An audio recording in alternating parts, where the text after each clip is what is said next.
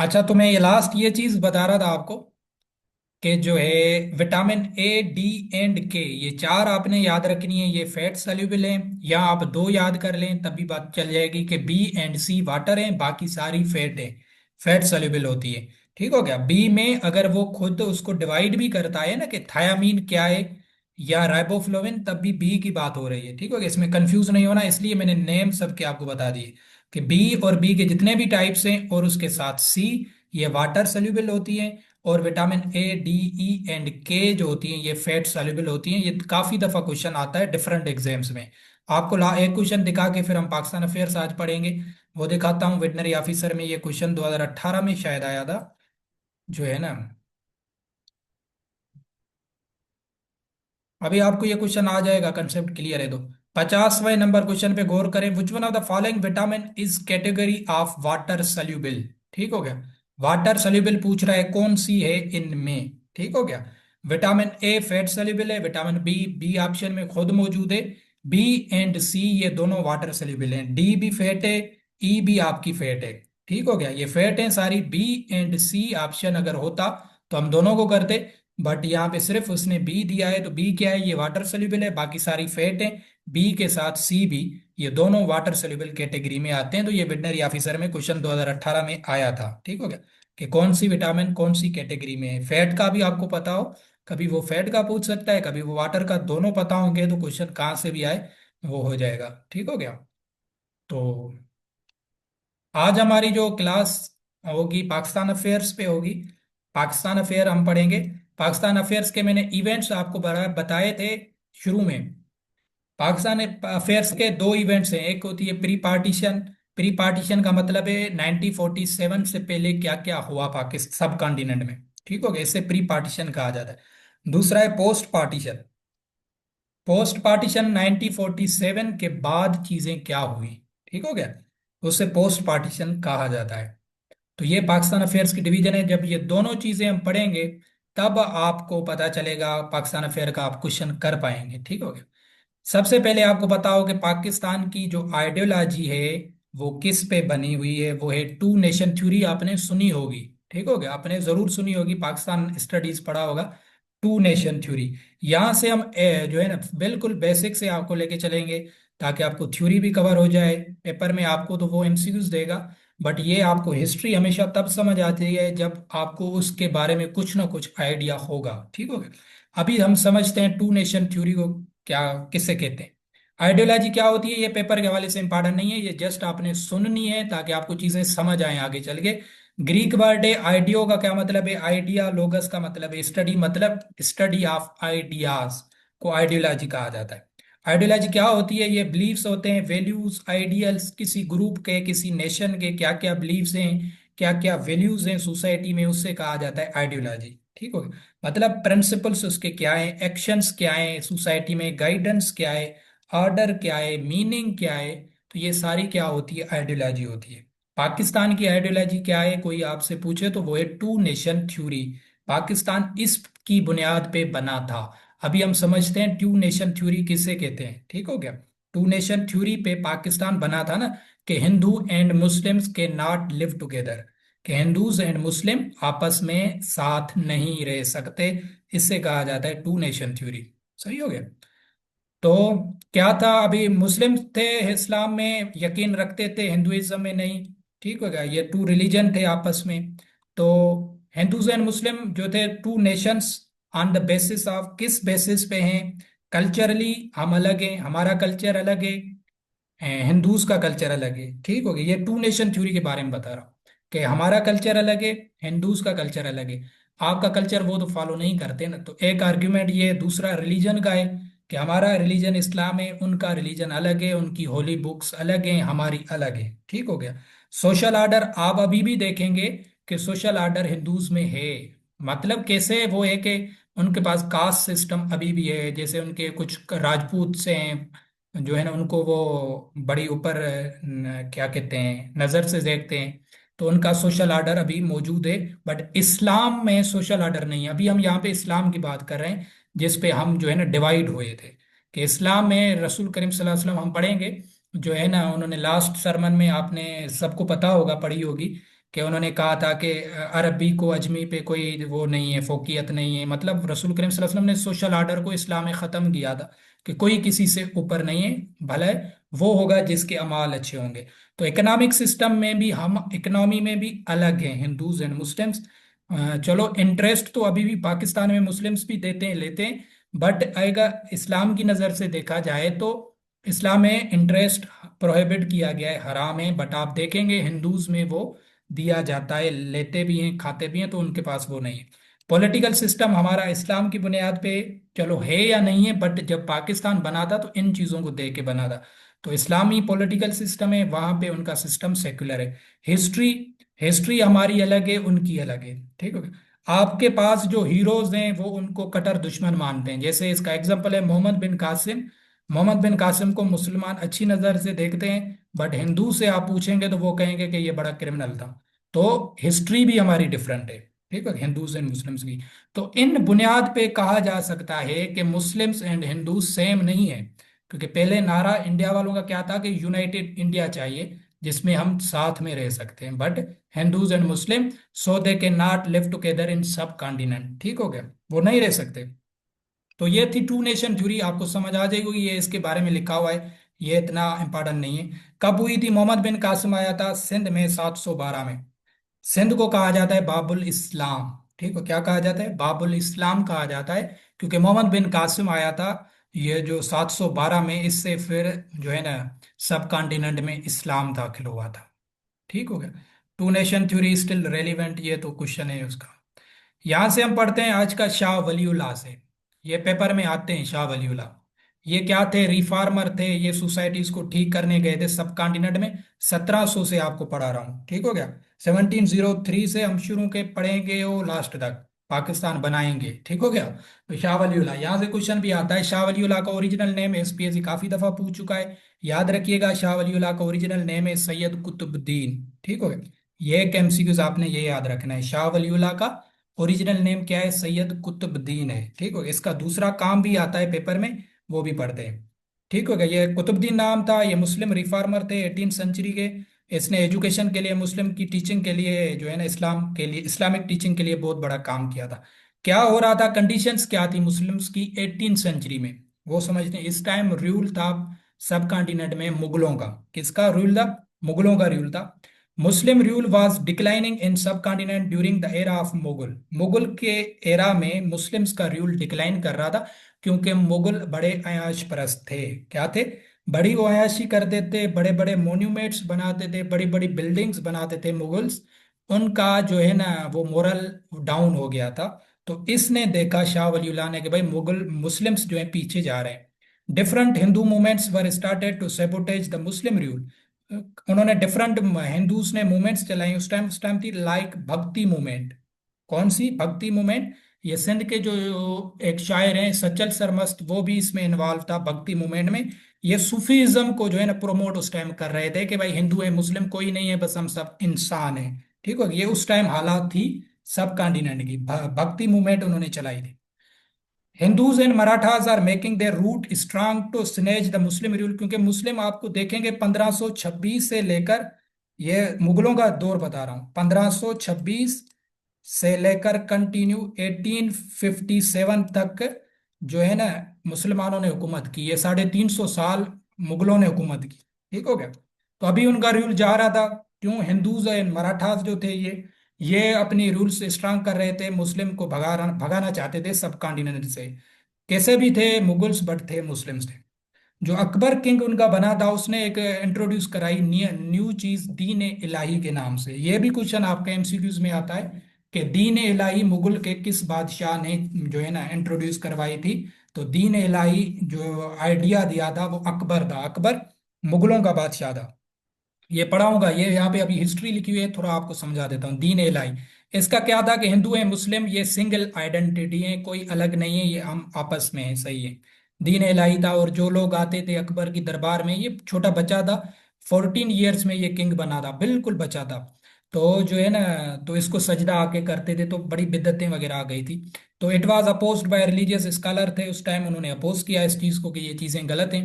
मुस्लिम सब कॉन्टिनेंट में उस टाइम जा रहे थे backward, politically, economically, socially, religiously, सारी चीजों में पीछे जा रहे थे मुस्लिम्स।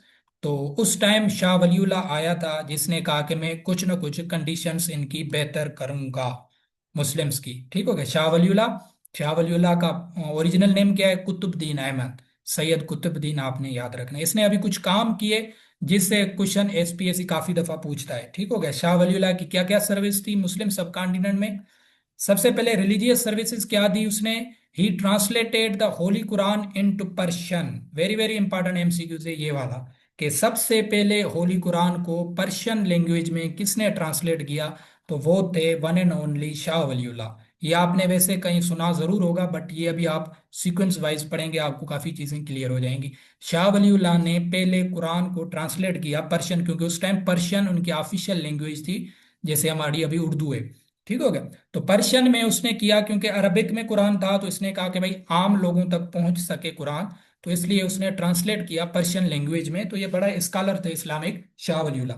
तो ये एमसीक्यूज एक आपने याद रखना है कि शाह वलीउल्लाह ने, या जो है ना किसने होली कुरान को ट्रांसलेट किया पर्शियन लैंग्वेज में? तो वो शाह वलीउल्लाह थे। ये पहला था जिसने सब कॉन्टिनेंट में कुरान को ट्रांसलेट किया।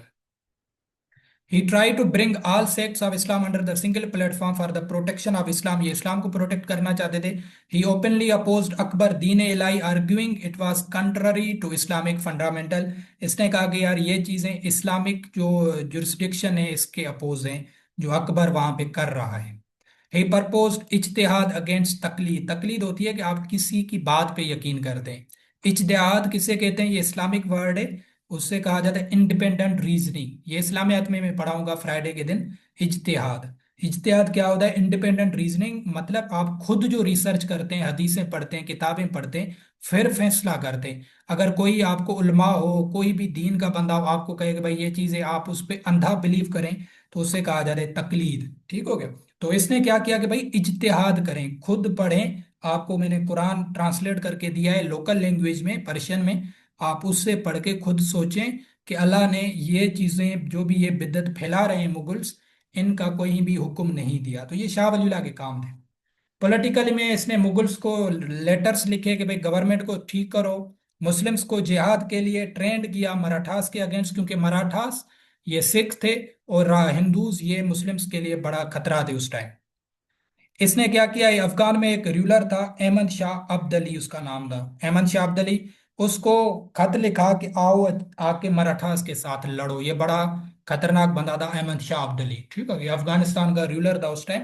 तो इसको इसने लेटर लिखा था कि मराठास के जो है ना साथ आके जंग करो। उसके बाद जो है ना सोशल में इसने मदरसाज ओपन किए, मुस्लिम को ट्रेंड किया सोशली। उसको एजुकेशन के लिए जो है ना स्ट्रेस दिया। और जो है ना मुस्लिम्स को रोका कि आप हिंदू के कल्चर में जो है ना इन्वॉल्वमेंट ना करें, वो अलग अलग चीजें हैं। तो आप देखें ये टू नेशन थ्योरी तब से शुरू हो रही है। ये जो हमारे स्कॉलर्स थे तब से ये इस चीज पे एम्फेसिस कर रहे थे कि भाई ये चीजें आप ना करें। ठीक है, क्योंकि हिंदूज के कल्चर में जाना या उनकी जो है ना उनके साथ रहना, रहने का ये मतलब नहीं है कि मतलब उनका कल्चर अडॉप्ट करना और उनको एक ही समझना कि भाई ये और हम ठीक हैं, इस्लाम कोई चीज़ नहीं है। तो ये उनको अपोज कर रहे थे।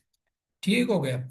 उसके बाद इकोनॉमिकली भी इन्होंने बहुत ज़्यादा कोशिशें की। और जो है ना शाह वलीउल्लाह मुस्लिम्स को इन्होंने सब कॉन्टिनेंट में जिंदा किया, इस्लाम को प्यूरिफाई किया हिंदू के इन्फ्लुएंस से। और जो है ना रेस्क्यू किया मुस्लिम्स का जो मोरल डाउनफॉल था। और मुस्लिम्स में कुछ ना कुछ समझ आ गई थी इसके बाद। ठीक हो गया। नेक्स्ट क्लास में आपको थोड़ा आगे लेके चलूंगा। हम पढ़ेंगे 18th सेंचुरी में फिर दोबारा क्या चीजें हो रही थी। ये शाह वलीउल्लाह से इसलिए पढ़ाया कि इससे ये दो एमसीक्यूज हमेशा आते रहते हैं। ठीक हो गया। क्या आते हैं? एक इसका नेम आता है, दूसरा इसका आता है जो है ना कि ट्रांसलेशन किसने की होली कुरान की, तो वो शाह वलीउल्लाह थे। ठीक हो गया। बाकी अभी हम one linear MCQs Pakistan affairs के पढ़ते हैं। वो हमें हिस्ट्री इस तरीके से आहिस्ता आहिस्ता पढ़ेंगे, इंशाल्लाह आपकी पूरी हो जाएगी। वो थ्योरेटिकली बताऊंगा, यहाँ से हैं एमसीक्यूज। ठीक हो गया। यहाँ से हम एमसीक्यूज पढ़ेंगे। पाकिस्तान कब जो है ना आजाद हुआ? आपको पता है 1947 में इंडिपेंडेंस हमें मिली। अभी किसी को पता नहीं होगा कि हिजरी कौन सी थी उस टाइम। ये एसपीएससी काफी दफा क्वेश्चन निकाल चुका है। आपको पता होना चाहिए कि हिजरी तब कौन सी थी। 1366, 1366 हिजरी थी जब पाकिस्तान जो है ना आजाद हुआ। अभी कितनी है?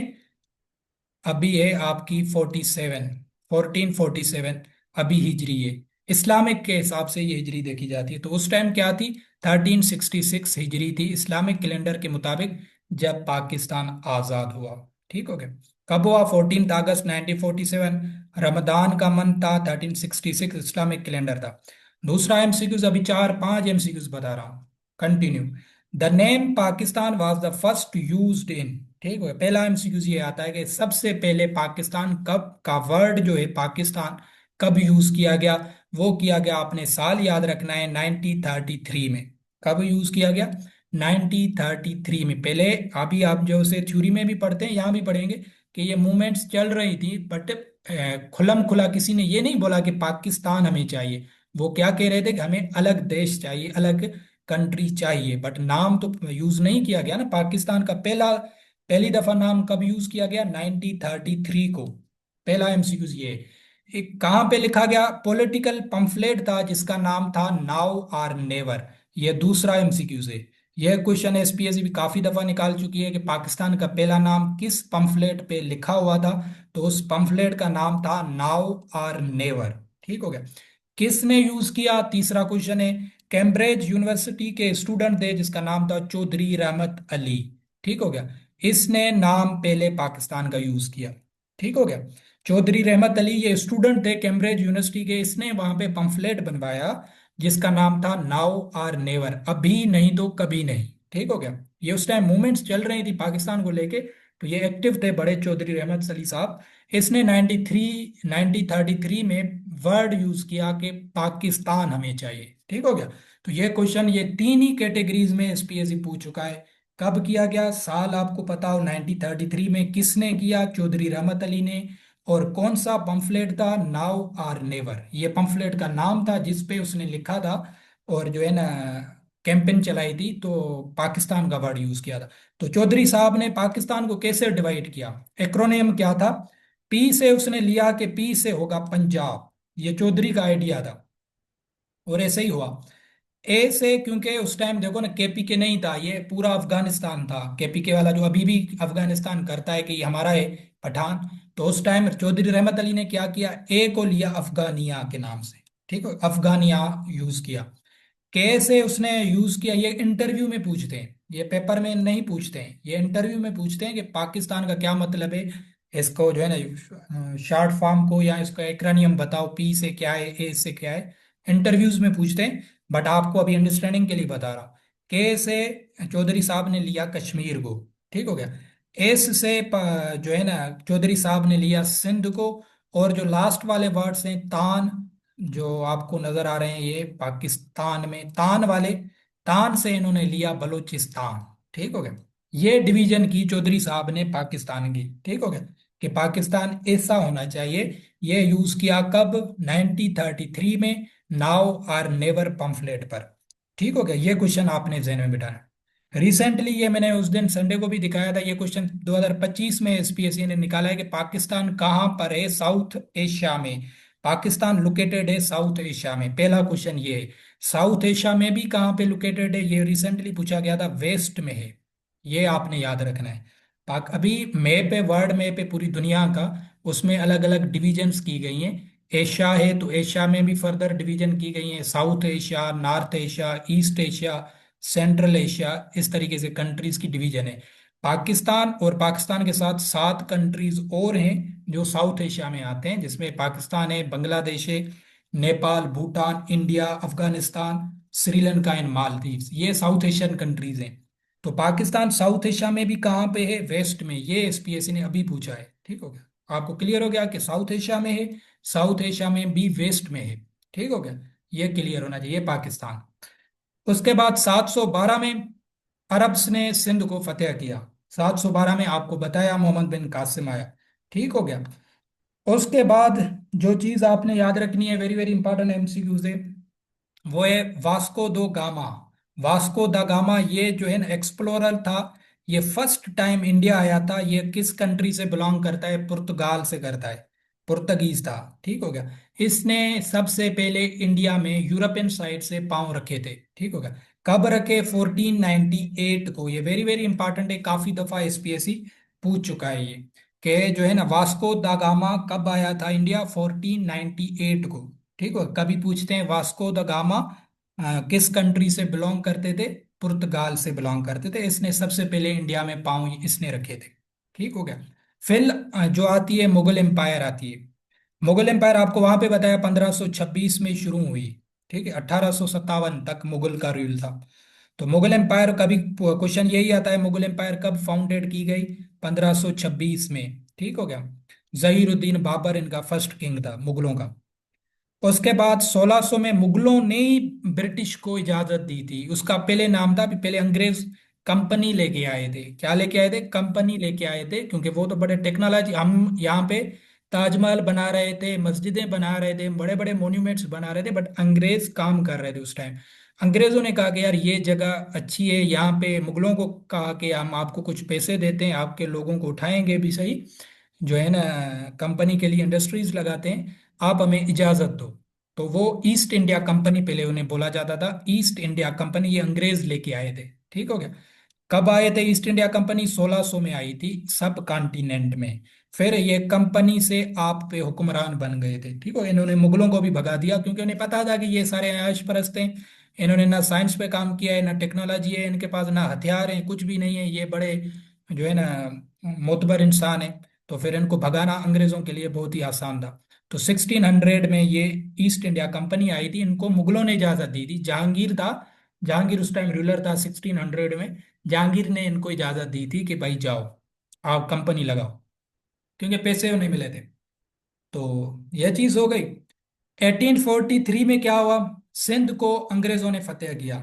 जो ये कमिश्नर था, ब्यूरोक्रेट था, चार्लेस नेपियर उसका नाम है, इन्होंने टालपुरों को जो है ना शिकस्त दी थी, चार्लेस नेपियर ने। ठीक हो गया, ये कमिश्नर था उस टाइम।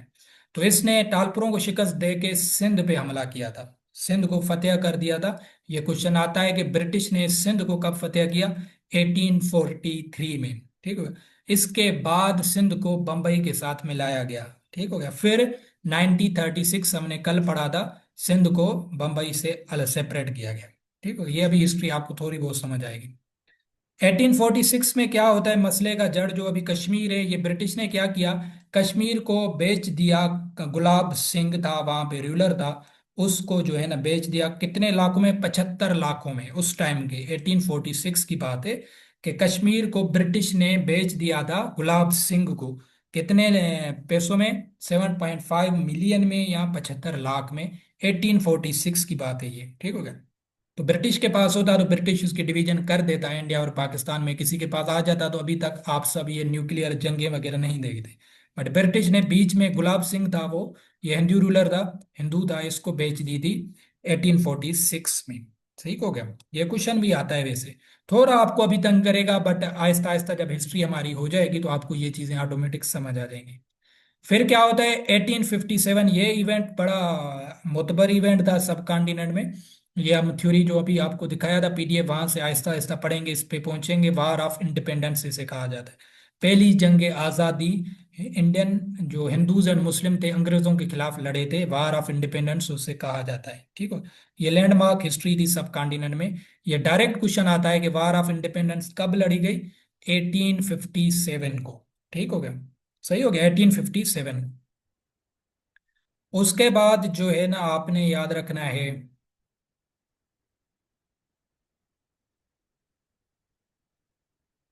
कांग्रेस, अभी कांग्रेस जो थी इंडियन की पार्टी थी। इंडियन के मतलब हिंदूज की पार्टी थी, मुस्लिम्स भी थे उसमें कुछ, बट मेजॉरिटी हिंदूज की थी कांग्रेस में। इसको बनाया गया 1885। इससे क्वेश्चन क्या आते हैं, 1885 में बनाया गया, किस सिटी में बनाया गया, बम्बई में बनाया गया इसको। ठीक हो गया, बम्बई में इसको बनाया गया कांग्रेस को 1885 में। ठीक हो गया।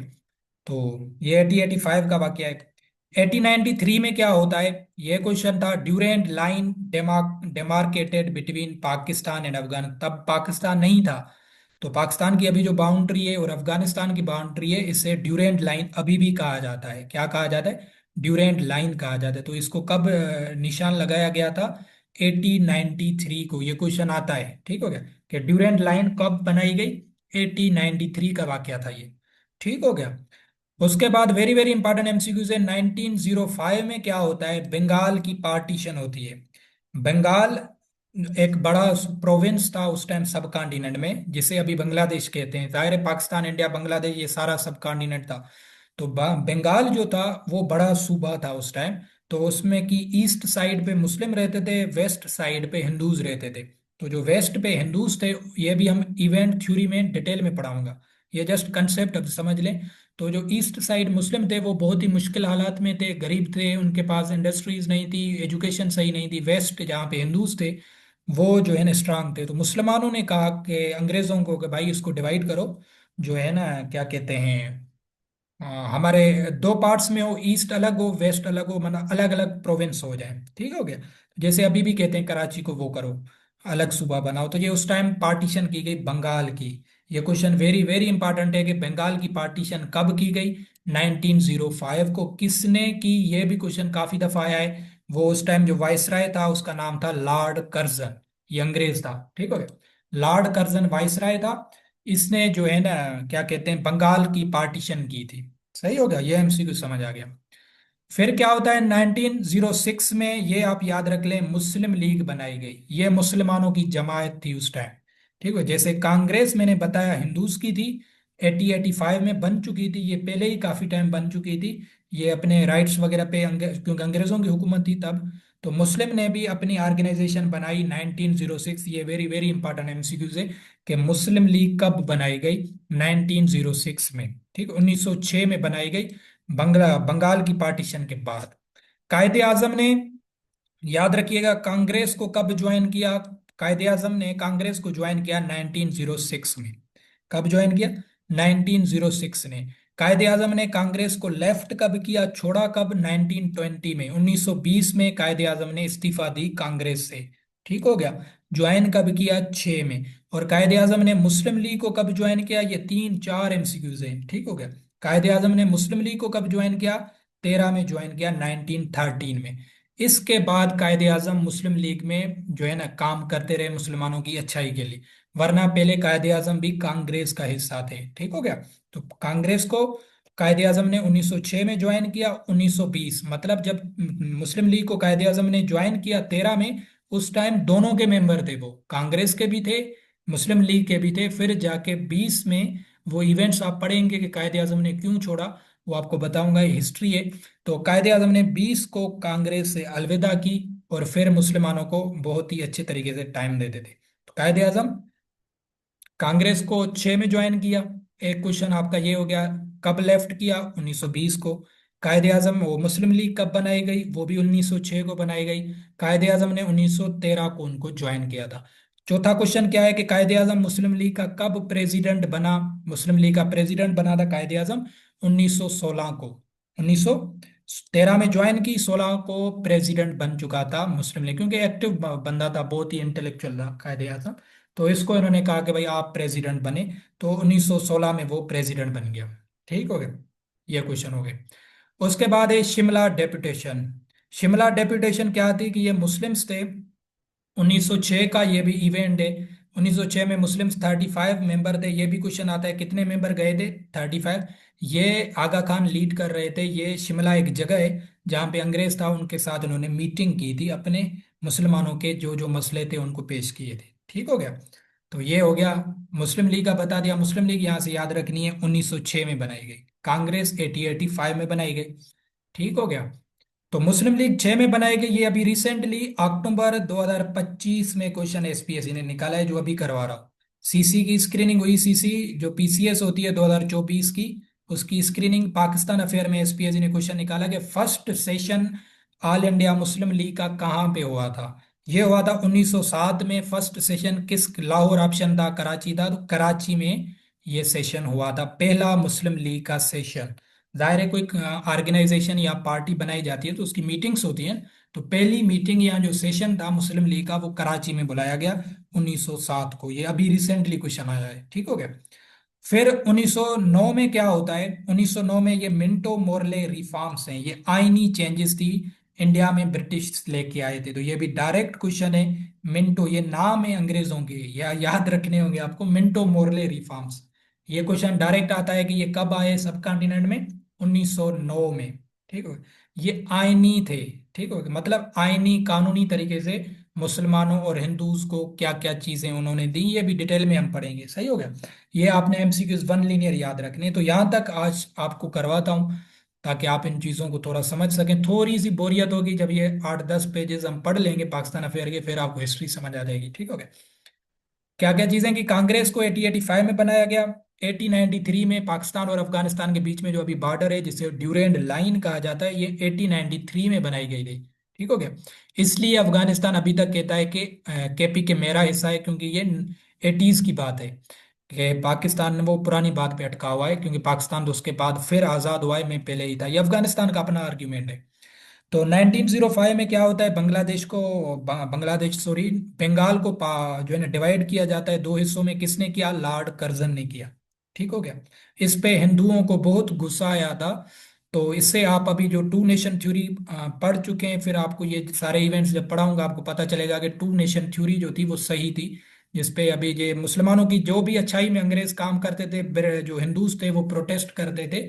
और इवन इतना प्रोटेस्ट करते हैं बंगाल की पार्टीशन पे, अंग्रेजों को मजबूरन ये फैसला वापस लेना होता है। 1911 में वो पार्टीशन को अनल करते हैं, खत्म करते हैं। अंग्रेज इतने वो प्रेशर में आ जाते हैं। तो फिर मुसलमान कहते हैं कि यार ये टू नेशन थ्योरी सही थी, कि Hindus and Muslim can not live together.